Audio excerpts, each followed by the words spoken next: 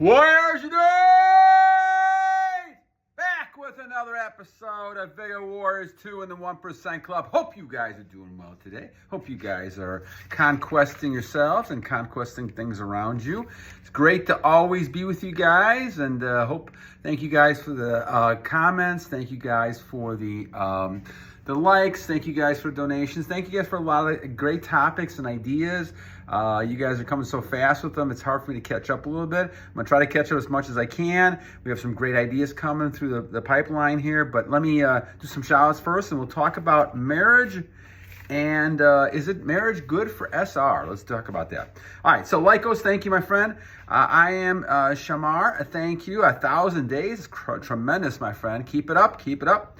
Buddika Chaminda, thank you, my friend, thank you.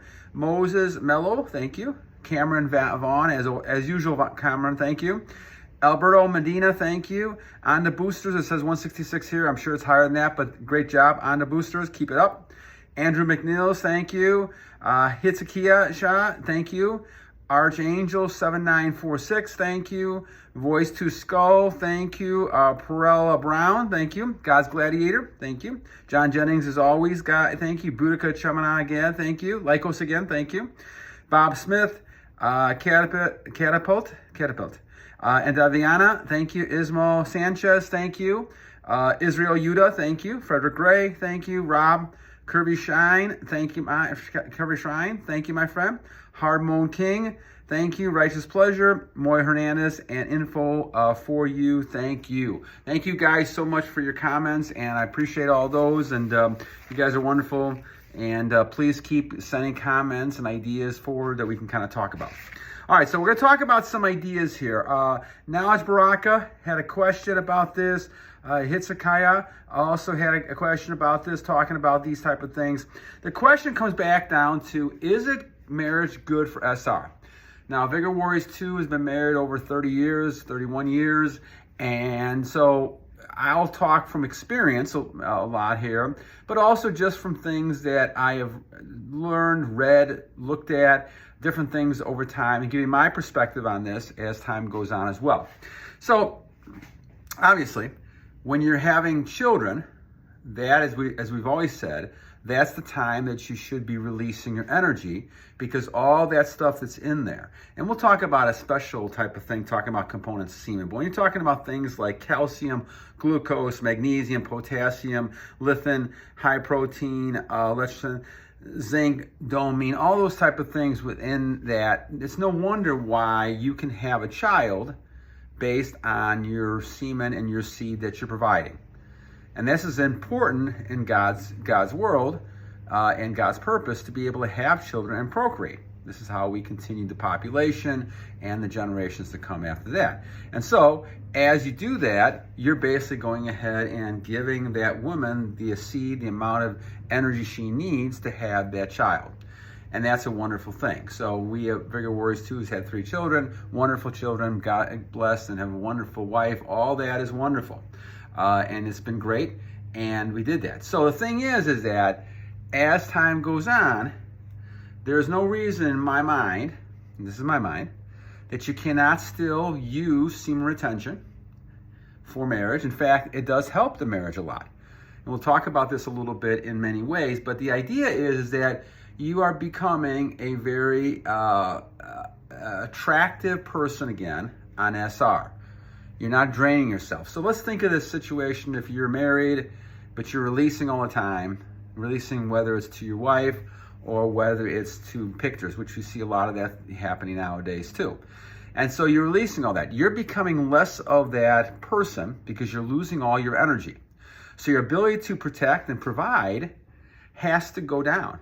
It's not as strong as it. You're losing that masculine frame that you're supposed to have. And so because of that, obviously, your wife may not have as much respect for you, and it'd be very difficult in that situation. So especially when you have children and your responsibilities are such in a marriage situation that you need to have, help with the children, being able to provide a good role model, especially for your daughters and things like that, these things become crucial. And so losing energy during your marriage situation, your marriage is not a great thing. Now, what have I learned through all this?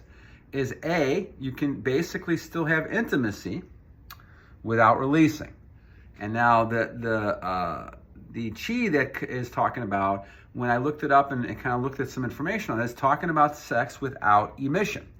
And that's possible.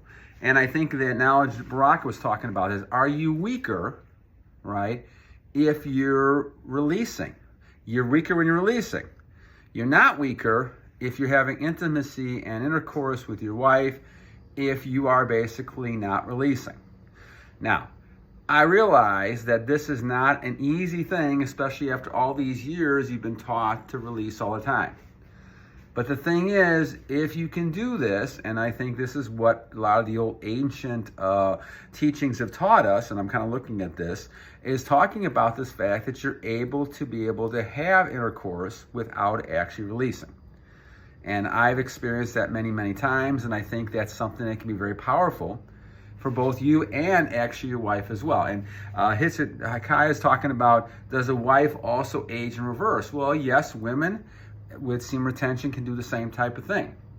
Now, part of it is being able to also control themselves, and I'm not a woman, so I'm not really able to talk a lot about that aspect of it, but in many regards, women have the same ability to be able to get the glow and those things. Now, they don't have the same type of testosterone, and obviously during the month, when they have their monthly type of periods, they're going to have trouble keeping a lot of that testosterone, and they have more of the estrogen than the testosterone. So it's going to be tougher, but women who have been celibate, they're also very powerful, great women that we've seen in the world as well. But the thing is that when you're married, it doesn't necessarily mean that all of a sudden you have to let go of all your energy. And I think this is the key to the whole thing. The key is to recognize that even when you're married, you have to sit there and say, I want to be the best individual I can become. I want to become the most masculine male for my wife, for my kids, for the community, for the people around you. And you want to be strong, and you want to have that masculine force around you, and to be able to protect and provide, which to me is the purpose that we have in our families, in our communities, in our towns. And nowadays, with all the threats and things going around, you're not sure really what's going to happen. So you have to be more vigilant to be strong. You have to be more vigilant to be able to be on your game all the time, and you have to make sure you have the energy that you be able to do it. And at 63, I still have lots of energy that I love, and I attribute all that to the semen retention and going monk mode, and focusing really on building myself from a spiritual, a physical, and intellectual type of thing. And so when you do that, all of a sudden now you're looking at life a lot differently. You're not having your focus just focusing on chasing women, even if it's your wife. It's great to have a wonderful relationship with your wife, but the idea is you still have yourself. You cannot lose yourself in any kind of, even a marriage type of situation. You have to really realize that you have a certain part or role in this marriage, and you have a role in protector, provider, and you're basically raising and being a great father role model for your children. You're being a great role model for the community you're in, and you're being a great role model for your wife, who's looking at them. You have daughters especially, and I have 2 daughters, and they're going to marry men who are also masculine men as well. And I think it's important to do that. We see too many situations where people have gotten married, they've gotten divorced, or they don't even get married, and the children grow up, not having a good, and I'll say this from the father figure side, they don't have a good father figure. And if they don't have a good father figure, then they grow up with a lot of, crazy ideas, or ideas that are not very solid about women. And that's a lot of times when they get into things like pornography and a lot of dysfunctional types of situations, and they start looking at women more as objects. And because of that, then they start going ahead and obviously releasing and doing that. And so when you do that, your dopamine, all these things, you need to get a higher dopamine level all the time. And so this is why we talk about the fact that within this problem we have here with images and pornography and all this stuff, it's not just good enough when people go ahead and just say, I'm done looking at the pictures I've released once and I'm done. No, because then you need to look for the higher dopamine level. A lot of times you end up doing pictures so much that people then forget about the actual human beings, and they never have intercourse with anybody, or they're afraid of women, and you see this feminine type of viewpoint come through for the male, because they can't look people straight in the eye, they can't talk to people, they don't have that confidence level, and they're not going to attract anybody. So you're not going to even get in a situation where you're attracting people if you're releasing, and especially if you've had a child, or you are basically married to somebody and you start releasing, or you're watching porn on the side, or you're having affairs, whatever it might be, you're basically kind of destroying yourself, not even realizing it. And this is the key to the whole situation. You may think, well, this is great, having fun, doing what I want to do, I have no consequences, even if I'm married, I don't care. Well, that's a really bad attitude to have, because what you're doing is you're doing a lot of self-abuse. Now, you may not see it right away, but you'll see it eventually. There's a great correlation between releasing and abuse in marriages, abuse with people, violence is tremendous. I mean, all you gotta do is look at the serial killers, and a lot of them start off watching, porn and releasing all the time. And it wasn't satisfied after that, and they had to get more high and higher and get into more deviant behaviors. And so life became meaningless. All it was a person on a screen. And it became an object. So that person was an object rather than, and then it's just a matter of trying to find the next object that will get a higher high to allow you to release even more. So this is where it becomes desensitized to a lot of things like people and things like that. This is why a marriage situation has to be a very pure type of situation, where you're basically with that person, and that person is you, and that person are working together. This is why when we talk about the Bible, we've talked about the fact that, if part of the reason that, God suggested marriage, Jesus just suggested marriage, was because, and I think it went back in, not Moses, but Paul, one of the scriptures we were talking about before, is talking about the fact that people have lust. And if people have lust, the best thing you can do is try to find at least one person to stay with, and at least you have that person lust with that person, instead of going ahead and having lust with many different people, which provides a lot of different energy issues and things like that we've talked about before. So when you're talking about this, it really is more of a key issue of saying, find that one person. This is why we talk about the fact that, we all have those needs, those intimacy needs, and I don't think God has said no to those things. I don't think that, He wants people not to have intimacy needs. I think we all have those needs. The trouble is that we have to make sure they're in moderation, or we have to make sure that we are honoring the Lord, your Creator, with these things. And this is why we always talk about having that one person that you can do that with, especially if you feel lust or have lust types of thoughts. Now, I think certainly you can still go ahead and try to eliminate lust as much as possible. I'm not sure, I'm not at the point where I'm even close to doing it totally, but I am a lot better than I was even 4 years ago when I started the quest that I'm on right now. And so I think, again, if you look at this, you'll realize that in the long run, this makes you a better person. It makes you a higher value male. And what wife would not want a higher value male? In fact, it probably will help your marriages than hurt your marriages. And the reason I say that is because a lot of times what happens is people start taking each other granted. And after 30 some years, it's easy to do that. It's easy to do that after 10 years, after 5 years. So what happens is that if you make a change and you kind of remodel yourself, I call it, like I've been doing, you see a great difference with people. Women around you, whether you're a daughter, wife, whatever it might be, they see you and they respect you in a different way because you're trying to better yourself. Myself at 59, 63 years old now than I am, you have to respect a person like that, because that person is trying to become the best person they become. Now, it took me many years, even though I did find Kendler's book of Fountain of Youth, it took many years to go ahead and figure out the real truth to all of this. And the truth of the matter, obviously, is your fountain of youth is really in your semen. And you have to be able to transmute and move that. So all the exercises that he was talking about was a good start, but until people are really, really able to accept this fact, and this is what it took a long time for me to accept, that is the key. And you've got to make yourself willing to not release that energy.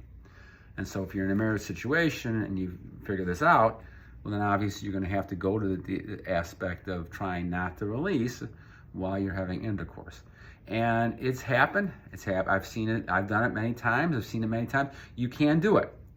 Your pineal gland, you have to be able to control your thoughts as you're doing it. And obviously I'm not going to go through that whole process, but the idea is that it can be done. It does take a lot of effort. It takes a lot of